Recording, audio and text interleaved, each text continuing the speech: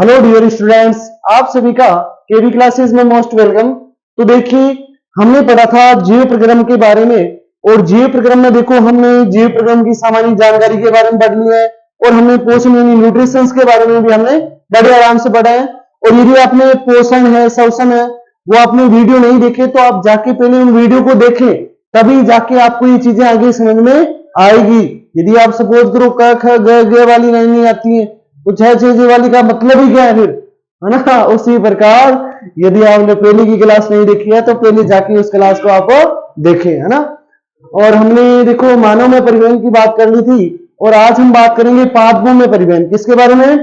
पादपों में परिवहन, यानी पादपों में ये किस प्रकार परिवहन होता है, जल और खनिज, लवण है, भोजन है, इनका परिवहन किस प्रकार होता है, इसके बारे में हम पढ़ेंगे। तो देखो, पहले आपके लिए रखा है जाइलम के बारे में। किसके बारे में? जाइलम के। और नाम से पता चल रहा है ज आ रहा है, पहले क्या आ रहा है? ज। तो ये किसका परिवहन करेगा? जल का। और आपने ये 9th क्लास में पढ़ा होगा कि जाइलम यह एक स्वहन ऊतक है। कैसा ऊतक है? स्वहन ऊतक। तो मैं लिख देता हूं, यह एक स्वहन ऊतक है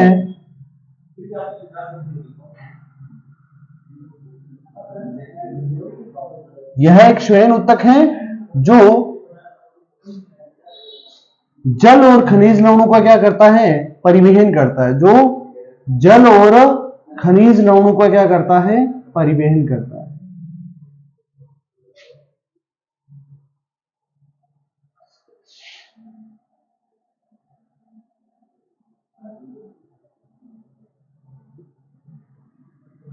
और देखिए आगे, और ये कितने प्रकार के अवयवों से मिलकर बना है? ये दे आर मोस्टली 4 प्रकार के अवयवों से मिलकर बना हुआ है। और वो 4 प्रकार के अवयव कौन से हैं? ध्यान से देखो।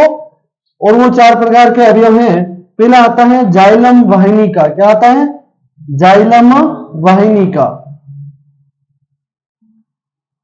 एंड सेकेंड नंबर पे आता है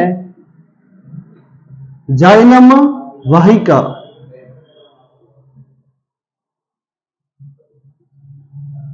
और आगे क्या आता है? जाइलम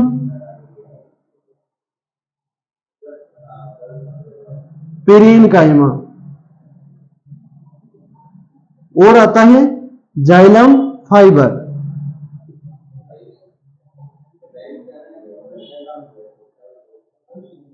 है ना।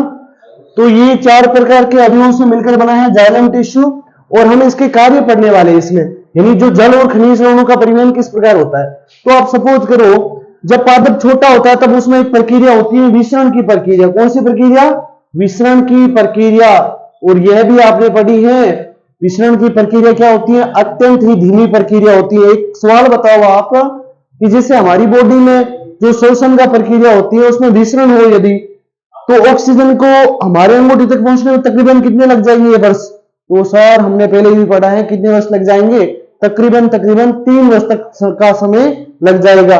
उसी प्रकार विसरण की प्रक्रिया क्या है? अत्यंत ही धीमी प्रक्रिया है। विसरण की प्रक्रिया धीमी प्रक्रिया है। और यह प्रक्रिया कब होती है? जब पादप क्या होता है? छोटा होता है। जब पादप की, यानी जब पादप ज्यादा बड़ा नहीं होता, पादप की ग्रोथ कम होती है, उस समय ये होता है विसरण पाया जाता है। जब पादप छोटा होता है तो कौन सी प्रक्रिया के द्वारा जल और खनिज लवणों का परिवहन होता है? सर विसरण, यानी डिफ्यूजन की प्रक्रिया से इसमें जो जल और खनिज लवणों का क्या होता है? परिवहन होता है। आगे देखो, इसमें आगे ध्यान से देखिए, ये आपने नोट कर लिया, इसका स्क्रीनशॉट ले लो। रहे हैं जाइलम के बारे में, और इसमें आपको ध्यान देना है कि जैसे ही पादप बड़ा होता है तो इसमें प्रक्रिया होती है वाष्प उत्सर्जन की। किसकी प्रक्रिया होती है? वाष्प उत्सर्जन की। जैसे कि आप सपोज करो, ये प्लांट है हमारे पास में, ये स्टेम है, तना है ये, है ना। और ये इसकी मान लो रूट्स आ गई, ये वाली, ये तना आ गया, ये माना कि क्या आ गया? जड़ वाला भाग आ गया। अब यहां क्या होगा? जल और खनिज लवणों का संचयन क्या होगा? अधिक होगा। क्या होगा? अधिक होगा। तो आप याद करो परासरण की प्रक्रिया। कौन सी प्रक्रिया? परासरण की प्रक्रिया। और परासरण की प्रक्रिया क्या थी?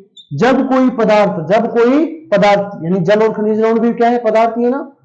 जब कोई पदार्थ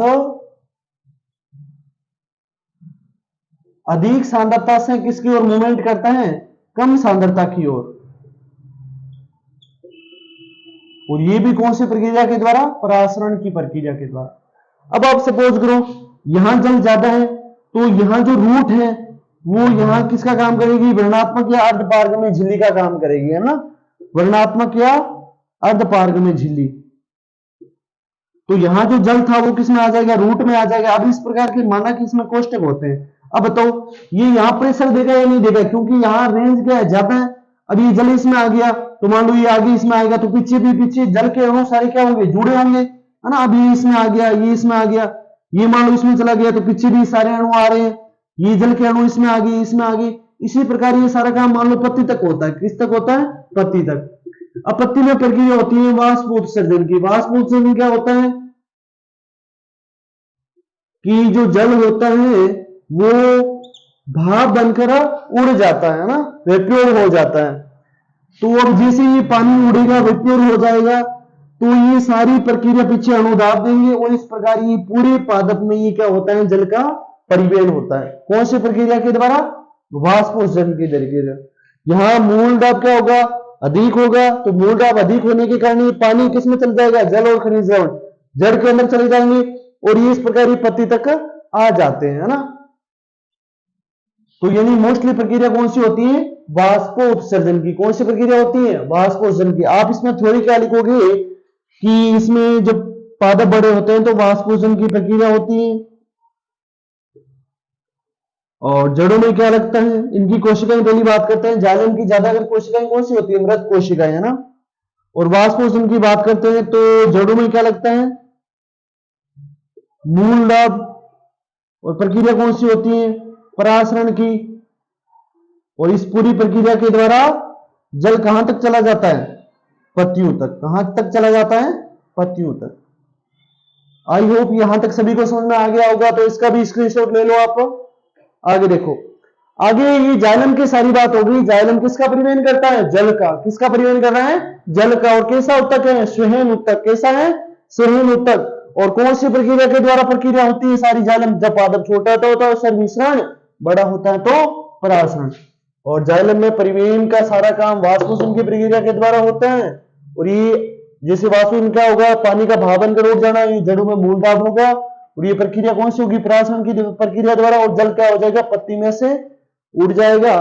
और इस प्रकार पूरे पादप को क्या हो जाती है, जल की आपूर्ति हो जाती है।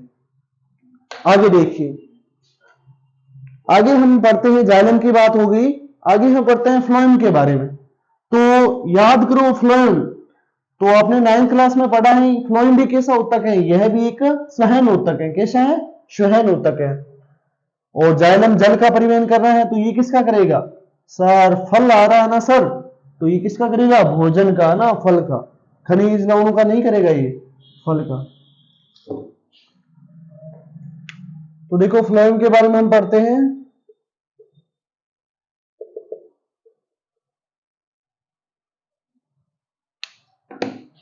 और फ्लोएम ये कैसा उत्तक है, ये है एक स्वहन उत्तक है, जो भोजन का क्या करता है, परिवहन करता है। जो भोजन का क्या करता है, परिवहन करता है। अब इसमें भी कौन सी प्रक्रिया होगी, परासरण की प्रक्रिया। जैसे आप समझो ये सूर्य है, ये कोई पत्ती पे पड़ा,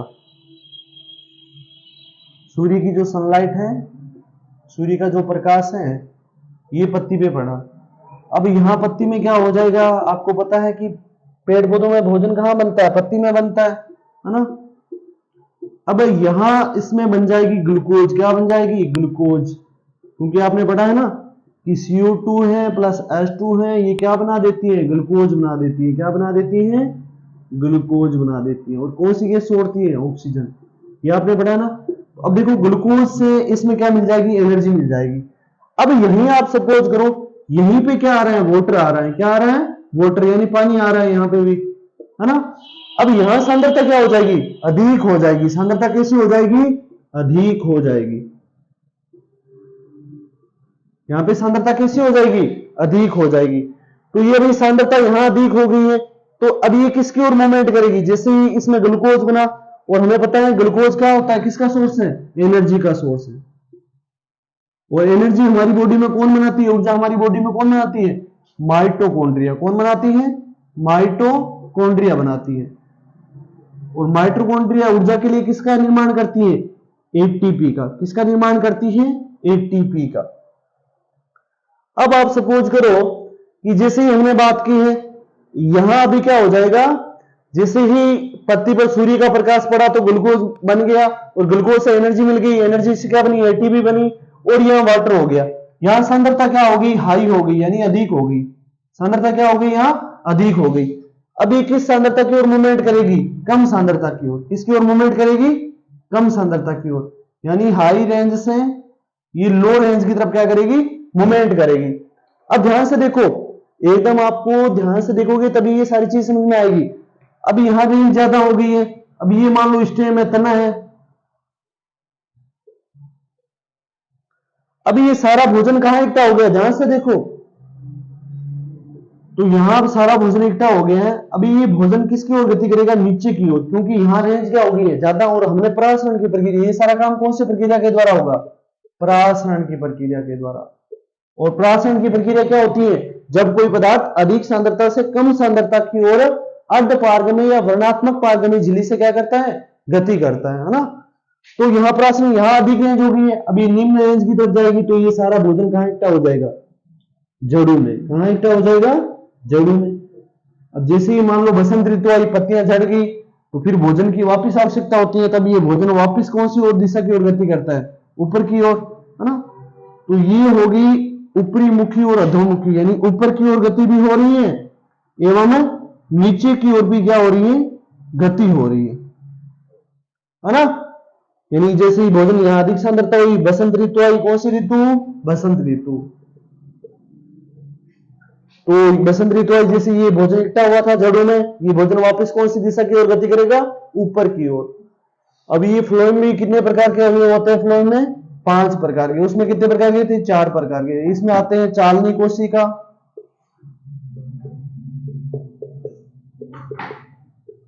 अरे आप बैठे रहो ना, अभी थोड़ी सी क्लास बाकी है, आप जाना नहीं है क्लास छोड़ के कहीं भी।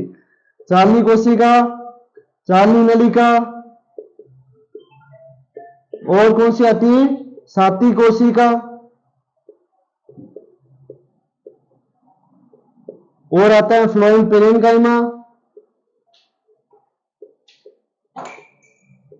और आता है फ्लोएम फाइबर। ये 5 प्रकार के अवयव होते हैं, यानी ये सारा काम इसी की वजह से होता है। तो इनको देखो, ये याद ही लिखना चाहते हो लिख लो, आप नोट कर लो। ये सारा काम होता है परासरण में।